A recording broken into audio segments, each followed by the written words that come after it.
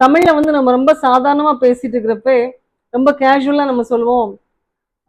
நான் அன்னைக்கே சொன்னேன் இல்லையா, இதை செய்யாத அப்படின்னு சொன்னேன்ல அப்படின்னு சொல்லுவோம். இன்னும் கொஞ்சம் வேற மாதிரி சொல்லணும் அப்படின்னு சொன்னா, எனக்கு இது பிடிக்கவே பிடிக்காது, பிடிக்குமா அப்படின்னு சொல்லுவோம்.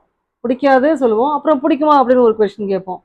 நான் இதை சொன்னேன் அப்படின்னு சொல்லுவோம், அப்புறம் இல்லையா அப்படின்னு ஒரு கொஸ்டின் கேட்போம். நெகட்டிவா பாசிட்டிவா சொல்லுவோம், ஒரு கொஸ்டின் நெகட்டிவா அடுத்து லாஸ்ட்ல கேட்போம்.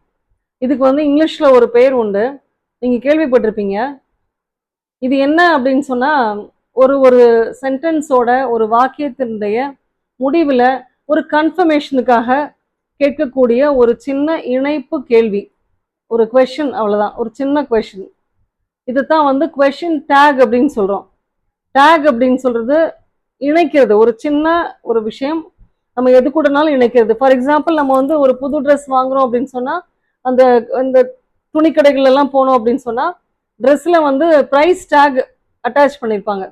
அது மாதிரி டேக் அப்படின்றது வந்து இணைப்பு சொல், ஒரு இணைப்பு கேள்வி, கொஷின் டேக் அப்படின்றது. இது என்ன பண்ணிடுறோம் நார்மலாக அப்படின்னு சொன்னால், நிறைய பேர் ஒரு கொஷினை, ஒரு சென்டென்ஸை சொல்லுவாங்க. ஆனால் எல்லா சென்டென்சஸ்க்குமே என்ன பண்ணுவாங்கன்னா, ஒரு ஸ்டாண்டர்டாக ஒரே ஒரு கொஷின் டேக் வச்சுருப்பாங்க, இஸ்ன்ட் இட் அப்படின்வாங்க.